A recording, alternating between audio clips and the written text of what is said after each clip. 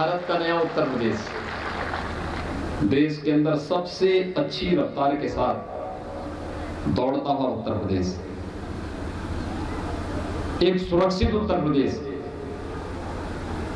और आप सब इस बारे में जान रहे हैं कि मैं आप सबसे अपील करने इसलिए आया हूं क्योंकि उत्तराखंड एक तो मेरी जन्मभूमि है,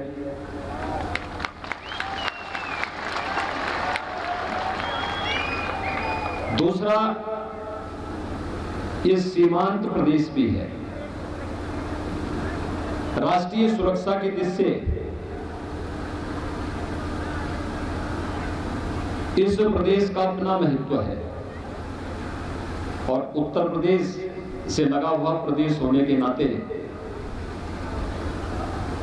हम सब की चिंता का विषय भी होता है, क्योंकि उत्तर प्रदेश में अपराधी और माफियाओं के खिलाफ जब हम कार्रवाई करेंगे और भारतीय जनता पार्टी की सरकार उत्तराखंड में नहीं होगी तो इस जितने माफिया और अपराधी हैं सब उत्तराखंड में शरण लेकर के यहां तबाही मचाएंगे। आपने देश और के जितने ओपिनियन सर्वे हैं उन सब सर्वे को देखा होगा और हर एक सर्वे इस बात को बताता है कि उत्तर प्रदेश में भारतीय जनता पार्टी की सरकार को आने से कोई नहीं रोक सकता। जितनी सीट 2017 में भारतीय जनता पार्टी ने पाई थी उतनी ही सीट भारतीय जनता पार्टी 2022 में भी उत्तर प्रदेश में पाएगी, इसमें कोई संदेह वहां पर नहीं है। और आपका तो सटा हुआ क्षेत्र है, प्रथम चरण के मतदान में आपने रुझान देखा होगा। लेकिन भाइयों बहनों, उत्तर प्रदेश में परिवर्तन आया। प्रधानमंत्री मोदी जी का यशस्वी नेतृत्व और मार्गदर्शन, डबल इंजन की सरकार, प्रदेश में भारतीय जनता पार्टी की सरकार, केंद्र में भारतीय जनता पार्टी की सरकार, अपराध और अपराधियों के प्रति जीरो टॉलरेंस की नीति के तहत कार्य होना। नहीं तो हर तीसरे दिन एक दंगा होता था, महीनों तक कर्फ्यू लगा रहता था, बेटियां सुरक्षित थी। सहारनपुर, मुजफ्फरनगर, शामली, मेरठ, गाजियाबाद, हापुड़, बुलंदशहर, ये जितने जनपद थे, जितने प्रतिष्ठित परिवार थे, इन लोगों ने सब ने अपनी बेटियों को दूर किसी रिश्तेदार में या फिर हॉस्टल में इन क्षेत्रों से अलग करके मुंबई में, दिल्ली में, कहीं और जगह भेज दिया था। 2017 में जब हम लोग आए थे यही चुनौती थी हमारे सामने। वहां पलायन होता था, व्यापारी पलायन कर रहा था, हर जगह लोग पलायन कर रहे थे, भाग रहे थे, क्योंकि सुरक्षा का गंभीर संकट था, गंभीर संकट था। लेकिन आज उत्तर प्रदेश देश का सबसे सुरक्षित प्रदेश बन गया है।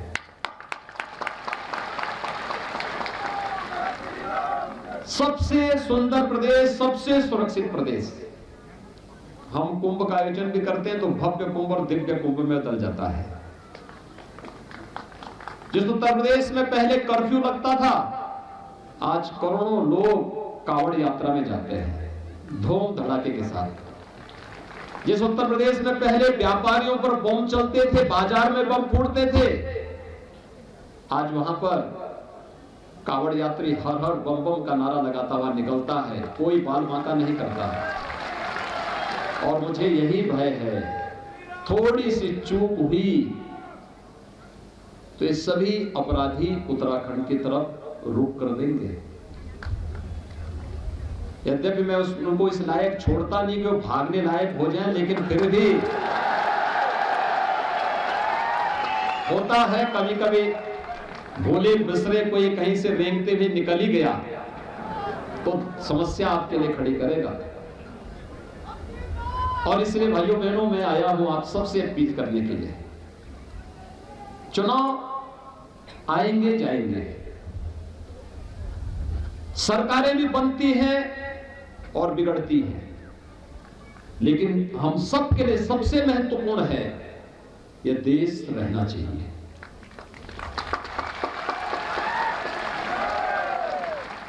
क्योंकि इसके साथ कोई समझौता नहीं हो सकता। देश है तो हम भी हैं, और इसलिए एक ही धर्म मान करके हम लोग काम करते हैं, और वो धर्म है राष्ट्र धर्म। और भाइयों बहनों, ये जो स्थिति है, उस स्थिति के लिए ही आपसे अपील करने के लिए आया हूं।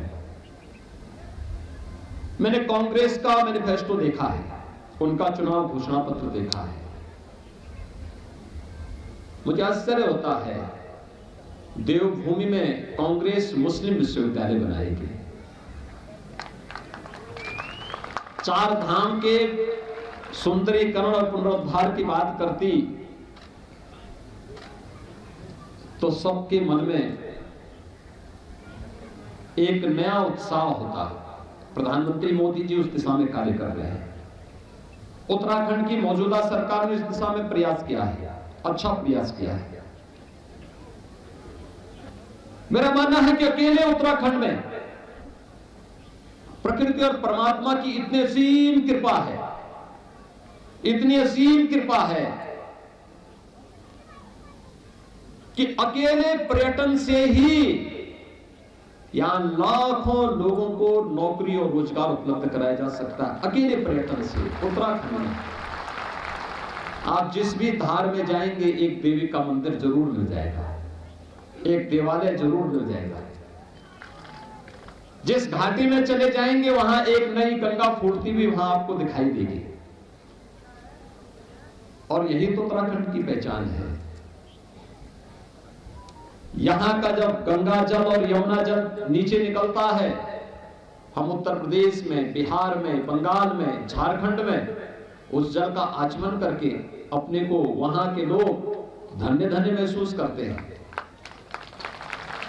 उत्तराखंड का हमारा जवान जब सीमा पे रक्षा करता है, तब भारत की सीमा सुरक्षित होती हुई दिखाई देती है। इसलिए उस राष्ट्र धर्म के लिए, और मुझे लगता है कि अभी हाल ही में हम लोगों ने उत्तराखंड के सपूत chief of defence staff general Bipin Rawat को खोया है। आपने देखा होगा कितना अच्छा कैरियर उनका था। और मुझे तो पिछले दिनों जब त्रिवेंद्र जी यहां पर मुख्यमंत्री थे, उस समय सीडीएस जनरल रावत जी के साथ यही टिहरी महोत्सव के कार्यक्रम में आने का सौभाग्य प्राप्त हुआ था, जब झील के तट पर हम लोगों ने एक अच्छा कार्यक्रम वहां पर उत्तराखंड सरकार ने आयोजित किया था। क्या नहीं है उत्तराखंड के पास, लेकिन राष्ट्रीय सुरक्षा का जो एक अवैध दुर्ग है, कांग्रेस उस पर छेद करना चाहती है। कांग्रेस उसके साथ खिलवाड़ करना चाहती है, क्योंकि जब कोई पार्टी लावारिस होती है तो उसका यही हाल होता है जो कांग्रेस का है।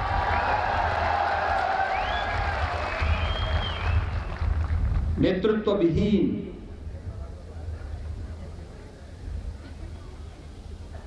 और वहां पर तो इस समय एक नई होड़ चली है,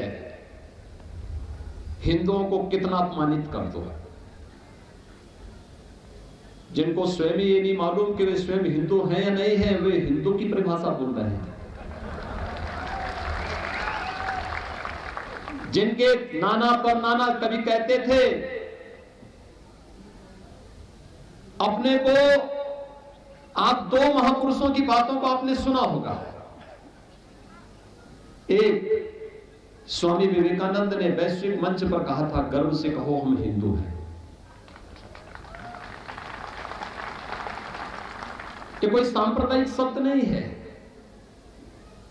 हिंदू कोई सांप्रदायिक शब्द नहीं है, हिंदू हमारी सांस्कृतिक पहचान है। हम दुनिया में कहीं भी जाते हैं इस संबोधन से जाने जाते हैं। भारतवासी दुनिया के अंदर कहीं भी जाता है हिंदू संबोधन से संबोधित किया जाता था, संबोधित किया जाता है। और स्वामी विवेकानंद ने इसीलिए कहा था कि गर्व से कहो हम हिंदू हैं। लेकिन राहुल जी के पूर्वज क्या कहते थे कि हम तो एक्सीडेंटल हिंदू हैं। जब उनको हिंदू होने में ही गौरव की अनुभूति नहीं थी, तो हिंदू की व्याख्या, हिंदू की परिभाषा वो कैसे कर पाएंगे। और भाइयों बहनों,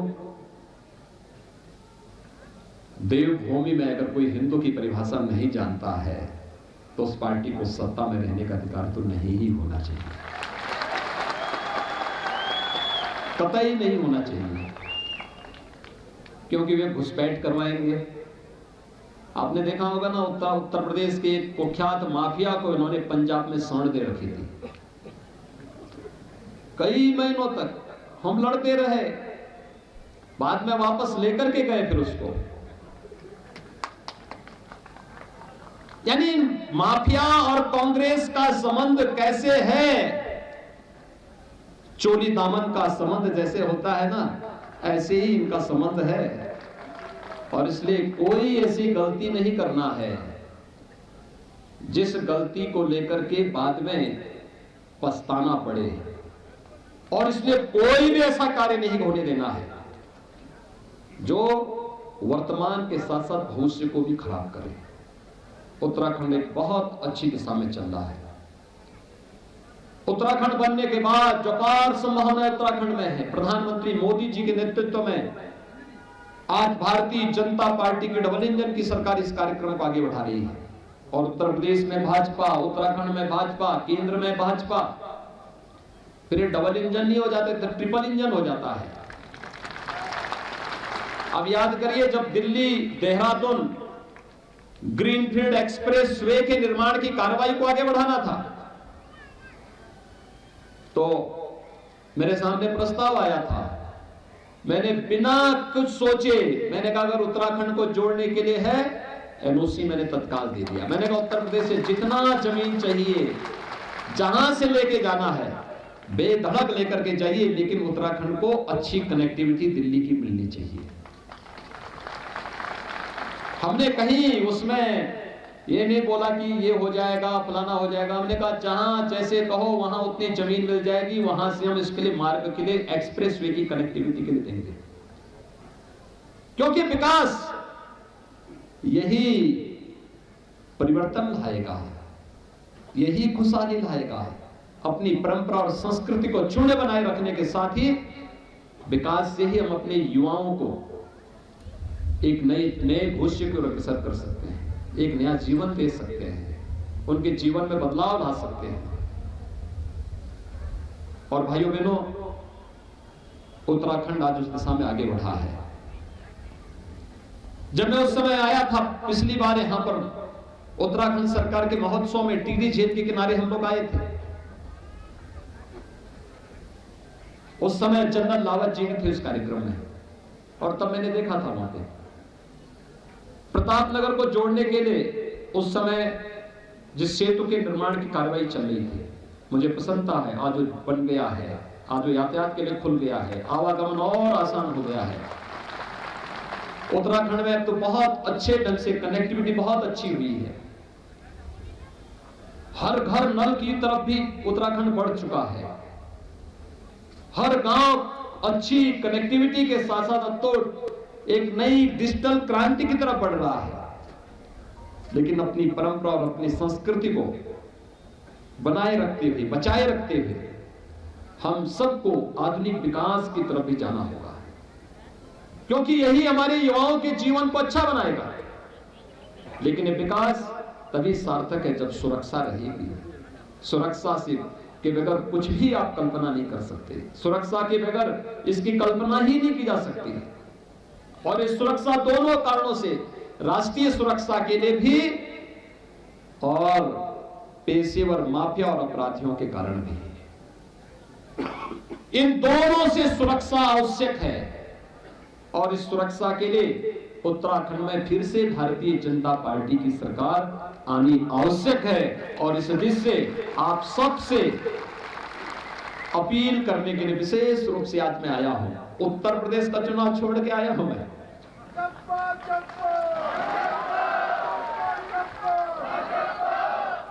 किशोर उपाध्याय जी आज हमारे प्रत्याशी के रूप में टिहरी से लड़ रहे हैं। मैंने इनको 15 वर्ष पहले कहा था, मैंने कहा भाई ये कहां पड़े हुए हैं। संसद के सेंट्रल हॉल में हम लोग मिले थे और मैंने उस समय कहा था किशोर जी से, मैंने कहा किशोर जी आप जो है कहां कांग्रेस में अपनी जिंदगी को खपा रहे हैं, आपको आना चाहिए। आपकी भावनाओं के अनुरूप कार्य तो भाजपा में होता है, मंच तो भाजपा देगी, भारतीय जनता पार्टी कार्य कर रही है। और भाइयों बहनों, जिस दिन किशोर उपाध्याय जी ने भारतीय जनता पार्टी ज्वाइन की थी, मुझे बहुत प्रसन्नता हुई थी। मैंने उस दिन ट्वीट भी करके इनको बधाई दी। मैंने कहा अच्छा किया आपने, क्योंकि कांग्रेस तो पूरे देश के अंदर डूब रही है और जहां थोड़ा उसका वजूद था भी, वहां पे डुबोने के लिए दोनों भाई बहन पर्याप्त है, किसी तीसरे की आवश्यकता ही नहीं होती। तीसरे की आवश्यकता है ही नहीं। इसलिए आप लोग क्यों उस डूबते हुए जहाज में बैठे हुए हैं? डूबते हुए जहाज में नहीं बैठना चाहिए, उसको उसके हाल पे छोड़ देना चाहिए।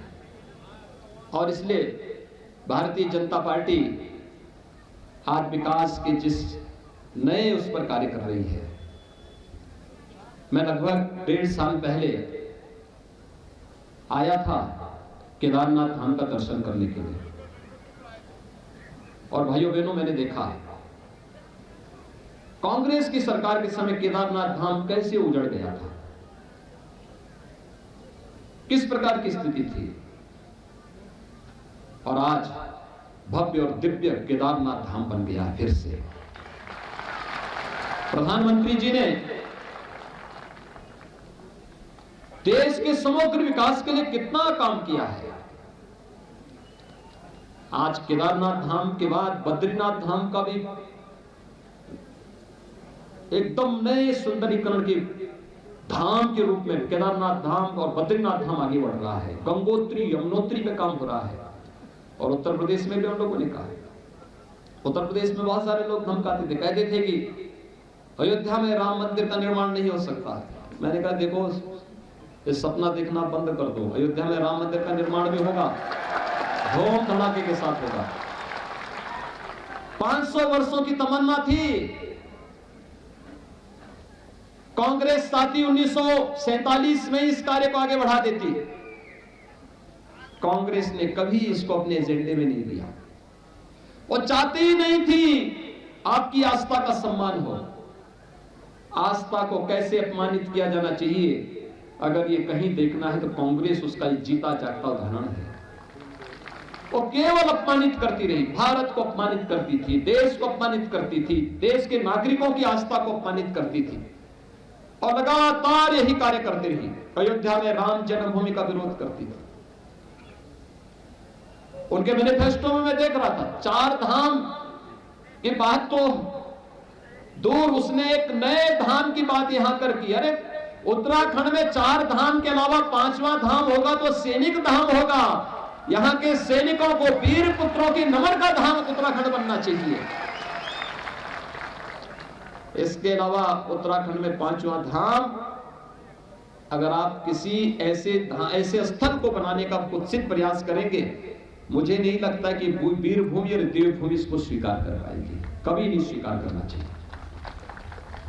उत्तर प्रदेश में भी लोग कहते थे, हमने कभी नहीं। देखो, अयोध्या में तो राम मंदिर ही बनना है और उच्चतम न्यायालय ने फैसला दिया। प्रधानमंत्री जी ने 5 अगस्त 2020 को अयोध्या में राम जन्मभूमि का शिलान्यास करके भव्य राम मंदिर के निर्माण कार्य को प्रारंभ भी कर दिया है। अब कोई संदेह है किसी को अयोध्या में कि राम मंदिर नहीं बन रहा है? अब तो कोई संदेह नहीं कर रहा है ना। हम तो काशी में भी काशी विश्वनाथ धाम का निर्माण कर दिए। प्रधानमंत्री जी ने अभी पिछले दिनों 13 दिसंबर को भव्य काशी विश्वनाथ धाम का लोकार्पण किया था। और मथुरा, वृंदावन, बरसाना, गोकुल, नंदगांव, ब्रज तीर्थ विकास परिषद के माध्यम से इस धाम के भी विकास की कार्रवाई युद्ध स्तर पर चल रही है। तेजी के साथ हम उस कार्य को आगे बढ़ा रहे हैं। अयोध्या हो, मथुरा हो, काशी हो, प्रयागराज हो, विंध्यवासिनी धाम हो, ये सभी धाम विकास की एक नई अपनी पुरातन आत्मा को संरक्षित रखते हुए एक नए कलेवर के रूप में आगे बढ़ रही है। और उत्तराखंड के 4 धाम भी आज इस दिशा में तेजी के साथ कार्य हो रहा है। बहुत आत्मिक संतुष्टि होती है हम लोगों को इन सब बातों को देख करके। लेकिन भाइयों बहनों, उत्तराखंड में बहुत कुछ संभावनाएं हैं। 21वीं सदी के इस दशक को हम उत्तराखंड का दशक बना सकते हैं, जहां पर उत्तराखंड के हर नौजवान को उत्तराखंड के अंदर ही नौकरी और रोजगार की गारंटी होगी। उत्तराखंड को ही देश और दुनिया के लिए फल और बागवानी के एक बेहतरीन केंद्र के रूप में विकसित करने की कार्रवाई भी आगे बढ़ेगी। और एक कार्य हो रहा है। रानी चौरा के बारे में मैंने सुना था, जब मैंने यहां पढ़ाई की थी उस समय रानी चौरा बन रहा था, नई टीवी बस रहा था उस समय।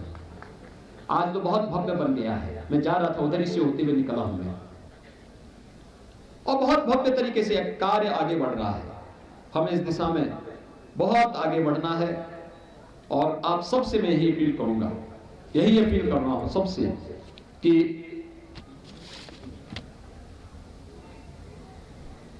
ये वीर भूमि है, देवभूमि है। मैंने आप सबसे यही अपील किया है कि उत्तर प्रदेश में भारतीय जनता पार्टी की सरकार बनेगी, कोई संदेह नहीं है, कोई संदेह नहीं होना चाहिए।